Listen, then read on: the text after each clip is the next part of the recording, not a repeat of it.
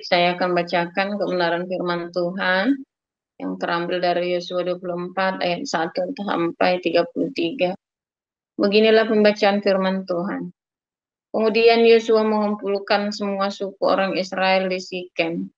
Dipanggilnya para tua-tua orang Israel, para kepalanya, para hakimnya, dan para pengatur pasukannya, lalu mereka berdiri di hadapan Allah. Berkatalah Yosua kepada seluruh bangsa itu, beginilah firman Tuhan, Allah Israel. Dahulu kala di seberang sungai Efrat, disitulah Abraham dan ayah Nahor, dan mereka beribadah kepada Allah lain. Tetapi aku mengambil Abraham, bapamu itu, dari seberang sungai Efrat, dan menyuruh dia menjelajahi seluruh tanah Kanaan. Aku membuat banyak keturunannya dan memberikan Ishak kepadanya. Kepada Ishak kuberikan Yakub dan Esau. Kepada Esau kuberikan pegunungan Seir menjadi miliknya. Sedang Yakub serta anak-anaknya pergi ke Mesir. Lalu aku mengutus Musa serta Harun dan menulahi Mesir seperti yang kulakukan di tengah-tengah mereka. Kemudian aku membawa kamu keluar. Setelah aku membawa nenek moyangmu keluar dari Mesir dan kamu sampai ke laut, lalu orang Mesir mengejar nenek moyangmu dengan kereta dan orang berkuda ke laut Teberau. Sebab itu berteriak-teriaklah mereka kepada Tuhan. Maka diadakannya gelap antara kamu dan orang Mesir itu, dan didatangkannya air laut atas mereka, sehingga mereka diliputi. Dan matamu sendiri telah melihat apa yang kulakukan terhadap Mesir. Sesudah itu lama kamu diam di padang gurun. Aku membawa kamu ke negeri orang Amori yang diam di seberang sungai Yordan. Dan ketika mereka berperang melawan kamu, mereka kuserahkan ke dalam tanganmu, sehingga kamu menduduki negerinya, sedang mereka kupunahkan dari depan kamu. Ketika itu Balak bin Jipor, Raja Moab, bangkit berperang melawan orang Israel. Disuruhnya memanggil Bileam bin Beor untuk mengutuki kamu. Tapi aku tidak mau mendengarkan Bileam, sehingga ia pun memberkati kamu. Demikianlah aku melepaskan kamu dari tangannya. Setelah kamu menyeberangi sungai Yordan dan sampai ke Yeriko, berperanglah melawan kamu warga-warga kota Yeriko, orang Amori, orang Feris, orang Kanaan, orang Het, orang Girgaji, orang Hewi, dan orang Yebus. Tetapi mereka itu kuserahkan ke dalam tanganmu. Kemudian aku melepaskan tabuhan, mendahului kamu, dan binatang-binatang ini menghalau mereka dari depanmu, seperti kedua raja orang Amor itu. Sesungguhnya bukan oleh pedangmu dan bukan pula oleh panahmu. Demikianlah kuberikan kepadamu negeri yang kamu peroleh tanpa bersusah-susah, dan kota-kota yang tidak kamu dirikan, tetapi kamulah yang diam di dalamnya. Juga kebun-kebun anggur dan kebun-kebun zaitun yang tidak kamu tanami, kamulah yang makan hasilnya. Oleh sebab itu, takutlah akan Tuhan dan beribadahlah kepadanya dengan tulus, ikhlas, dan setia. Jauhkanlah Allah yang kepadanya nenek moyangmu telah beribadah di seberang sungai Efrat dan di Mesir, dan beribadahlah kepada Tuhan. Tapi jika kamu anggap tidak baik untuk beribadah kepada Tuhan, pilihlah pada hari ini kepada siapa kamu akan beribadah. Allah yang kepadanya nenek moyangmu beribadah di seberang sungai Efrat, atau Allah orang Amori yang negerinya kamu diam ini. Tetapi aku dan seisi rumahku, kami akan beribadah kepada Tuhan. Lalu bangsa itu menjawab, jauhlah daripada kami meninggalkan Tuhan untuk beribadah kepada Allah lain. Sebab Tuhan, Allah kita, Dialah yang telah menuntun kita dan nenek moyang kita dari tanah Mesir, dari rumah perbudakan, dan yang telah melakukan tanda-tanda mujizat yang besar ini di depan mata kita sendiri, dan yang telah melindungi kita sepanjang jalan yang kita tempuh, dan di antara semua bangsa yang kita lalui. Tuhan menghalau semua bangsa dan orang Amori, penduduk negeri ini, dari depan kita. kami pun akan beribadah kepada Tuhan, sebab Dialah Allah kita. Tetapi Yosua berkata kepada bangsa itu, tidaklah kamu sanggup beribadah kepada Tuhan, sebab Dialah Allah yang kudus. Dialah Allah yang cemburu. Ia tidak akan mengampuni kesalahan dan dosamu. Apabila kamu meninggalkan Tuhan dan beribadah kepada Allah asing, maka Ia akan berbalik daripadamu dan melakukan yang tidak baik kepada kamu serta membinasakan kamu, setelah Ia melakukan yang baik kepada kamu dahulu. Tetapi bangsa itu berkata kepada Yosua, tidak, hanya kepada Tuhan saja kami akan beribadah. Kemudian berkatalah Yosua kepada bangsa itu, kamulah saksi terhadap kamu sendiri, bahwa kamu telah memilih Tuhan untuk beribadah kepadanya. Jawab mereka, kamilah saksi. Ia berkata, maka sekarang jauhkanlah Allah asing yang ada di tengah-tengah kamu, dan condongkanlah hatimu kepada Tuhan Allah Israel. Lalu jawab bangsa itu kepada Yosua, kepada Tuhan Allah kita kami akan beribadah, dan firman-Nya akan kami dengarkan. Pada hari itu juga Yosua mengikat perjanjian dengan bangsa itu dan membuat ketetapan dan peraturan bagi mereka di Sikem. Yosua menuliskan semuanya itu dalam kitab hukum Allah. Lalu ia mengambil batu yang besar dan mendirikannya di sana, di bawah pohon besar, tempat kudus Tuhan. Kata Yosua kepada seluruh bangsa itu, sesungguhnya batu inilah akan menjadi saksi terhadap kita, sebab telah didengarnya segala firman Tuhan yang diucapkannya kepada kita. Sebab itu batu ini akan menjadi saksi terhadap kamu, supaya kamu jangan menyangkal Allahmu. Sesudah itu, Yosua melepas bangsa itu pergi, masing-masing ke milik pusakanya. Dan sesudah peristiwa-peristiwa ini, maka matilah Yosua bin Nun, hamba Tuhan itu, ketika berumur 110 tahun. Lalu ia dikuburkan di daerah milik pusakanya, di Timnat Serah yang di pegunungan Efraim, di sebelah utara Gunung Gaas. Orang Israel beribadah kepada Tuhan sepanjang zaman Yosua dan sepanjang zaman para tua-tua yang hidup lebih lama daripada Yosua, dan yang mengenal segenap perbuatan yang dilakukan Tuhan bagi orang Israel.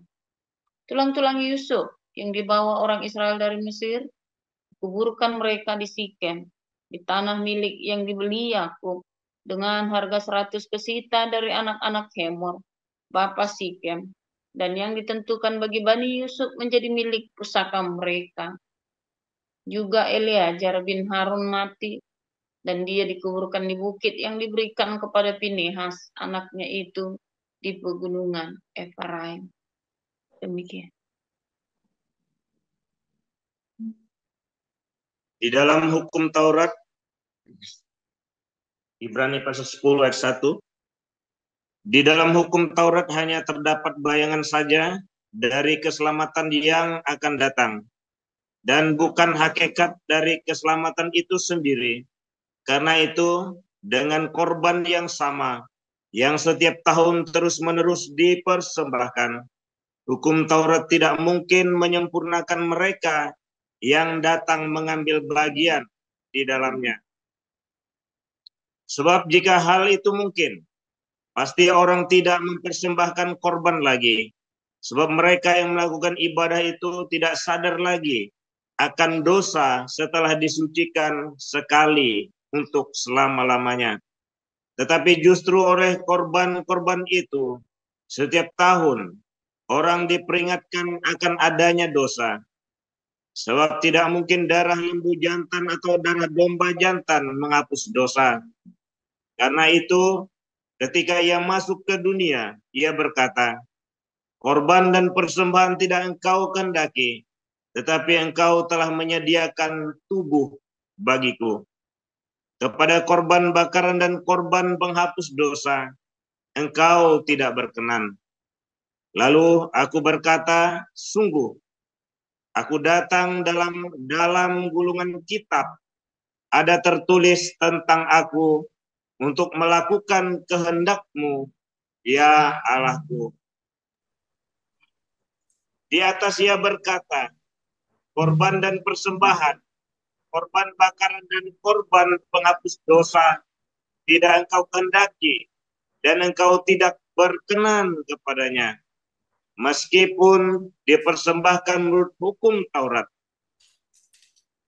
Dan kemudian katanya, sungguh, aku datang untuk melakukan kehendak-Mu. Yang pertama, ia hapuskan, supaya menegakkan yang kedua. Dan karena kehendaknya inilah, bila telah dikuduskan satu kali untuk selama-lamanya oleh persembahan tubuh Yesus Kristus. Selanjutnya setiap imam melakukan tiap-tiap hari pelayanannya dan berulang-ulang mempersembahkan korban yang sama sekali tidak dapat menghapuskan dosa. Tetapi ia setelah mempersembahkan hanya satu korban saja karena dosa, ia duduk untuk selama-lamanya di sebelah kanan Allah. Dan sekarang ia hanya menantikan saatnya di mana musuh-musuhnya akan dijadikan tumpuan kakinya. Sebab oleh satu korban saja ia telah menyempurnakan untuk selama-lamanya mereka yang ia kuduskan. Dan tentang hal itu Roh Kudus juga memberi kesaksian kepada kita. Sebab setelah ia berfirman, inilah perjanjian yang akan kuadakan dengan mereka sesudah waktu itu. Ia berfirman pula, aku akan menaruh hukumku di dalam hati mereka dan menuliskannya dalam akal budi mereka. Dan aku tidak lagi mengingat dosa-dosa dan kesalahan mereka. Jadi, apabila untuk semuanya itu ada pengampunan, tidak perlu lagi dipersembahkan korban karena dosa. Baik, saya sambung. Jadi saudara-saudara, oleh darah Yesus kita sekarang penuh keberanian dapat masuk ke dalam tempat kudus. Karena ia telah membuka jalan yang baru dan yang hidup bagi kita melalui tabir, yaitu dirinya sendiri. Dan kita mempunyai seorang imam besar sebagai kepala rumah Allah. Karena itu, marilah kita menghadap Allah dengan hati yang tulus ikhlas dan keyakinan iman yang teguh. Oleh karena hati kita telah dibersihkan dari hati nurani yang jahat dan tubuh kita telah dibasuh dengan air yang murni. Marilah kita teguh berpegang pada pengakuan tentang pengharapan kita. Sebab ia telah menjanjikannya setia. Dan marilah kita saling memperhatikan, supaya kita saling mendorong dalam kasih dan dalam pekerjaan baik. Janganlah kita menjauhkan diri dari pertemuan-pertemuan ibadah kita, seperti dibiasakan oleh beberapa orang. Tetapi marilah kita saling menasihati dan semakin giat melakukannya, menjelang hari Tuhan yang mendekat. Sebab jika kita sengaja berbuat dosa, sesudah memperoleh pengetahuan tentang kebenaran, maka tidak ada lagi korban untuk menghapus dosa kita. Tetapi yang ada ialah kematian yang mengerikan akan penghakiman dan api yang dahsyat yang akan menghanguskan semua orang durhaka. Jika ada orang yang menolak hukum Musa, ia dihukum mati tanpa belas kasihan atas keterangan 2 atau 3 orang saksi. Betapa lebih beratnya hukuman yang harus dijatuhkan atas dia yang menginjak-injak anak Allah, yang menganggap najis darah perjanjian yang menguduskannya, dan yang menghina roh kasih karunia? Sebab kita mengenal Dia yang berkata, pembalasan adalah hakku. Akulah yang akan menuntut pembalasan. Dan lagi, Tuhan akan menghakimi umat-Nya. Ngeri benar kalau jatuh ke dalam tangan Allah yang hidup. Ingatlah akan masa yang lalu. Sesudah kamu menerima terang, kamu banyak menderita oleh karena kamu bertahan dalam perjuangan yang berat. Baik waktu kamu dijadikan tontonan oleh cercaan dan penderitaan, maupun waktu kamu mengambil bagian dalam penderitaan mereka yang diperlukan demikian. Memang kamu telah turut mengambil bagian dalam penderitaan orang-orang hukuman. Dan ketika harta kamu dirampas, kamu menerima hal itu dengan sukacita. Sebab kamu tahu bahwa kamu memiliki harta yang lebih baik dan yang lebih menetap sifatnya. Sebab itu, janganlah kamu melepaskan kepercayaanmu, karena besar upah yang menantinya. Sebab kamu memerlukan ketekunan, supaya sesudah kamu melakukan kehendak Allah, kamu memperoleh apa yang dijanjikan itu. Sebab sedikit, bahkan sangat sedikit waktu lagi, dan Ia akan datang, sudah akan datang, tanpa menangguhkan kedatangannya. Tetapi orangku yang benar akan hidup oleh iman, dan apabila ia mengundurkan diri, maka aku tidak berkenan kepadanya. Tetapi kita bukanlah orang-orang yang mengundurkan diri dan binasa, tetapi orang-orang yang percaya dan yang beroleh hidup. Haleluya, amin. Terima kasih. Amin, terima kasih untuk para lektor, Ibu Salma, Pak Kasianus Dino, dan Ibu Lucy. Kita akan lanjutkan mendengarkan firman Tuhan, karena ini akan disampaikan oleh Pastor Paul dengan judul Melayani Tuhan. Silakan Pastor Paul.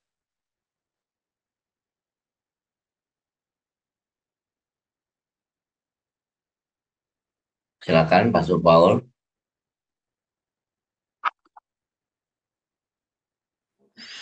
Oke, saudara, luar biasa firman Tuhan. Selalu baru setiap hari ketika kita menanti-nantikan Tuhan dengan penuh cinta ya. Tidak mundur. Itu tadi jelas sekali ya. Kalau mundur, ya aku tidak berkenan. Seringkali kita ya dalam melayani Tuhan itu bukan di gedung gereja, bukan aktif di dalam kegiatan. Bukan itu saudara ya. Namanya melayani Tuhan itu mencintai Tuhan. Karena kita mau melayani Tuhan dengan cara apa? Aktif di gereja, itu melayani komunitas. Ya, sudah sering kita bicarakan ya. Kalau Anda aktif jadi WL, jadi khotbah, Anda jadi apalagi itu pemain musik, usher, ya itu Anda sedang melayani komunitas. Nah, kalau lagi melayani komunitas, ya Anda akan mendapat pujian dari komunitas, mendapat reward dari komunitas. Kecuali kemudian Anda bentrokan, gesekan, konflik, dan Anda tetap mencintai, mengasihi sesamamu karena Tuhan Yesus. Itulah melayani Tuhan baru. Jadi kalau ketika kita baru kita aktif di yayasan, itu Anda melayani komunitas. Ya, begitu Anda gesekan dan Anda rendah hati, tetap meresponi dengan positif, meresponi dengan cara Tuhan Yesus meresponi, itulah namanya melayani Tuhan.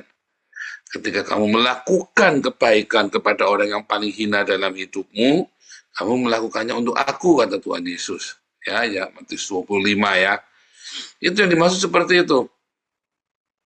Jadi melayani Tuhan itu bukan saat nggak ada masalah, saat ada masalah itulah melayani Tuhan, ya.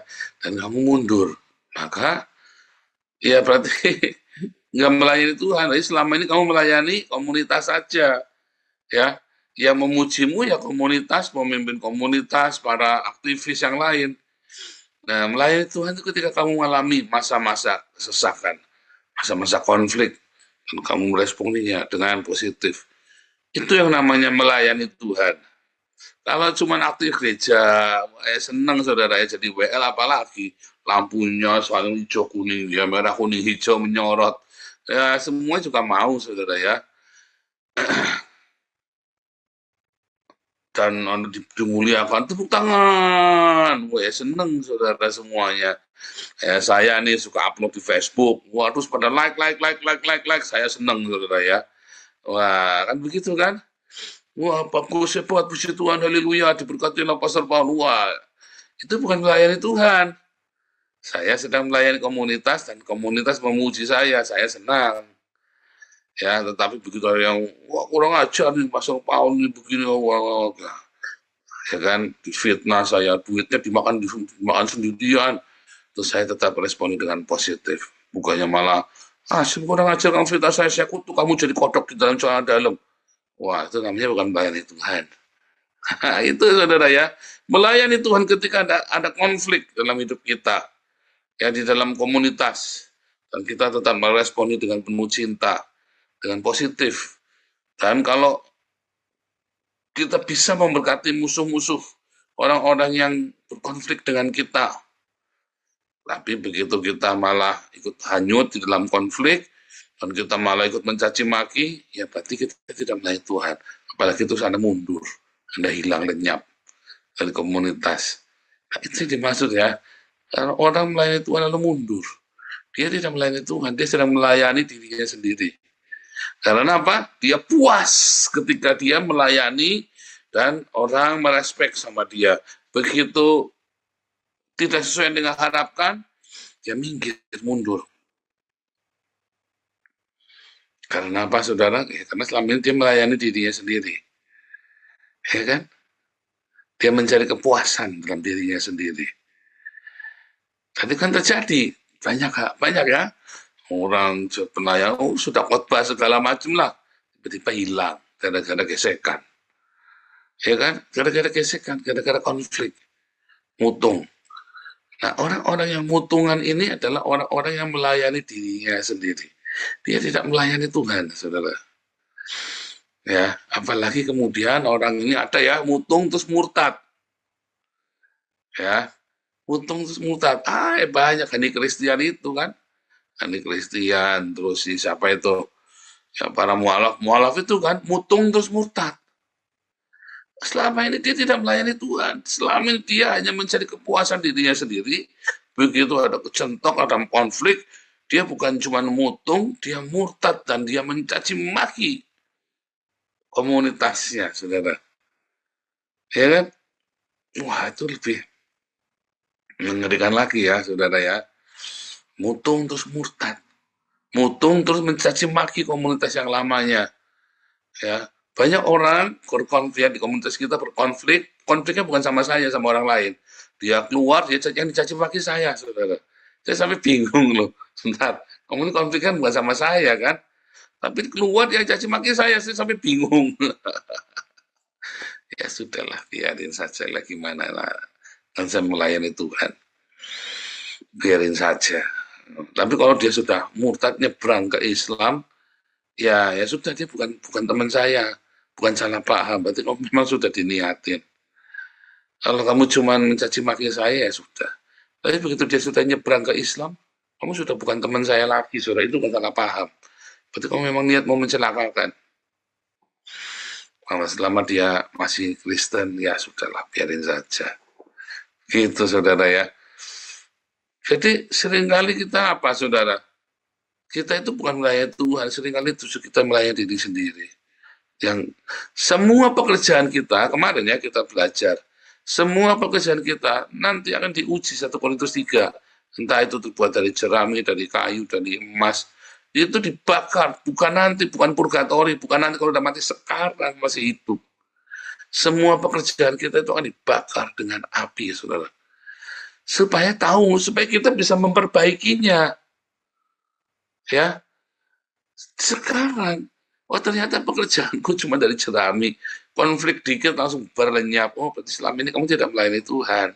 Selama ini kamu melayani diri sendiri. Kan begitu kan saudara? Kamu kan kelihatannya hebat jadi ketua yayasan, jadi aktivis, jadi di gereja khotbah pencilatan, petakilan, jungkir balik. Ya kan, haleluya, Tuhan, wah, sehari bahasa Arab bisa 2 jam, 3 jam, saudara ya. Wah, begitu konflik jeder, kunyuk, kodok dalam cawet, langsung, saudara ya. Aduh, begitu konflik langsung dah. Dari situ kita sebetulnya harus jujur. Oh, selama ini bahasa rohku ternyata palsu. Iya kan? Wah, bahasa rohnya kencang-kencang, saudara ya. Wah, diuji jeder, konflik saudara sesama. Langsung kunyuk di dalam cawet, kodok di dalam cawet. Waduh, pusing saudara. Pusing. Selama ini berarti bahasa rohmu palsu. Selama ini berarti kamu haleluya, haleluya itu palsu semua.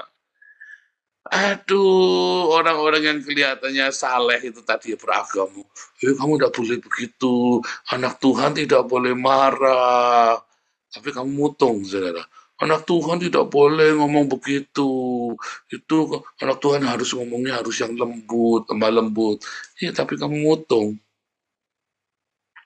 Ya, saya dicaci maki orang, dihina orang, tidak pernah mutung, saudara ya. Kalau mau mutung mah dari dulu kita udah bubar. Dari 3 tahun yang lalu ya, dikatain anak setan, anak iblis, anak mutung, saudara ya. Tapi karena ada Tuhan, ada vision, ya, ada pewahyuan dalam hidup saya. Orang-orang punya karakter yang kuat, saudara, dia akan menerima wahyu. Ya, dia akan membawa wahyu dari Tuhan. Dia akan menjadi agen pengubah. Dia akan mengubah hidupnya dan seluruh orang yang bersama dengan dia. Karena dia tetap teguh, saudara. Kalau kamu tetap teguh dalam pernikahanmu, kalau kamu tetap teguh di dalam komunitasmu, kamu tetap teguh di dalam Tuhan Yesus, maka hidupmu akan dirubahkan, makin lama makin rendah hati. Dan kamu akan mengubah orang-orang yang bersama dengan kamu, saudara. Itulah cinta. The true love never fail. Cinta yang sejati itu tidak akan pernah gagal. Tapi kalau cintamu palsu, selama ini kamu tidak melayani Tuhan, tapi dirimu sendiri. Kelihatannya kamu melayani Tuhan. Tapi ternyata palsu, saudara, cintamu itu. Mutungan. Maka ya kamu juga tidak akan dirubahkan. Apalagi sekelilingmu, tidak akan dirubahkan. Ya, sudah bagus, tidak murtad, cuman mutung. Ini mutung, murtad juga, akhirnya malah binasa. Itu yang dimaksud, saudara ya. Nah, makanya komunitas itu penting, tempat kita saling berbenturan satu sama lain. Sehingga banyak orang ya, saya sangat menyayangkan ya, dulu ada kawan kita yang menyendiri orangnya, terus mencoba masuk dalam komunitas, benturan sama Pak Alengso. Saya langsung hilang lagi, saudara ya. Saya sedih sekali ya, saya kontak di email pun udah nggak jawab. Saya sedih sekali orang ini hilang begitu saja. Kenapa? Karena justru kamu di dalam konflik itulah kamu akan diuji. Di dalam konflik itulah imanmu, cintamu yang sebenarnya itu akan diuji, saudara. Ya, sayang sekali ya. Tetapi Tuhan Yesus baik. Ya, kalau kita teruji segala sesuatunya, apa yang terjadi, saudara? Yang terjadi adalah hidup kita akan diberkati. Karena di tempat datar, air mengalir mencari tempat yang rendah. Ketika hidupmu datar-datar saja, ya, maka berkat Tuhan dalam hidupmu akan datang apabila kamu merendahkan diri. Dan di dalam konflik itulah, makanya saya selalu berkata, di dalam konflik itu kalau responmu dengan rendah hati dan penuh cinta, berkat itu selalu datang. Makanya kamu tidak diberkati karena kamu dalam konflik selalu ingin menang sendiri, selalu ingin kamu yang benar, orang lain harus salah, kamu yang paling benar. Makanya berkat Tuhan tidak pernah datang dalam hidupmu. Tapi kalau suami istri ya nggak merasa paling benar, mau merendahkan diri, ya kakak beradik, keluarga. Jangan merasa paling, sekalipun kamu benar. Ya, kamu benar. Jangan pernah merasa benar. Makanya kamu ya tidak beruntung. Bohoki, jauh dari keberuntungan. Karena kamu sombong, kamu merasa paling benar sekalipun kamu memang benar loh saudara ya. Sekalipun kamu memang benar, kamu tetap harus merendahkan hatimu saudara. Kalau kamu tetap rendah hati sekalipun kamu benar, ya, responmu adalah dengan kerendahan hati, dengan penuh cinta. Memang kamu tidak puas kemarin ya, kita kan belajar kan, segala sesuatu di muka bumi itu ada balancingnya, ada imbalance, ada keseimbangannya. Tidak ada yang ujuk-ujuk. Kenapa ada orang selalu beruntung? Karena dia selalu rendah hati, saudara. Kamu coba praktek deh. Kamu tetap rendah hati, kamu tetap mencari cinta yang sejati. Jangan mutungan. Itu berkat itu akan mengikuti hidupmu, saudara. Ya, di tempat-tempat yang datar, air tidak akan mengalir mencari gunung-gunung yang tinggi. Hatimu yang sombong itu loh. Tapi air selalu datang mencari lembah. Ya, saudara ya, di lembah itu. Kemudian air itu berkumpul di sana. Membentuk satu kumpulan air. Dan di sekeliling air itu selalu ada kehidupan. Ya, ada berkat, ada keberuntungan. Tuhan Yesus memberkati.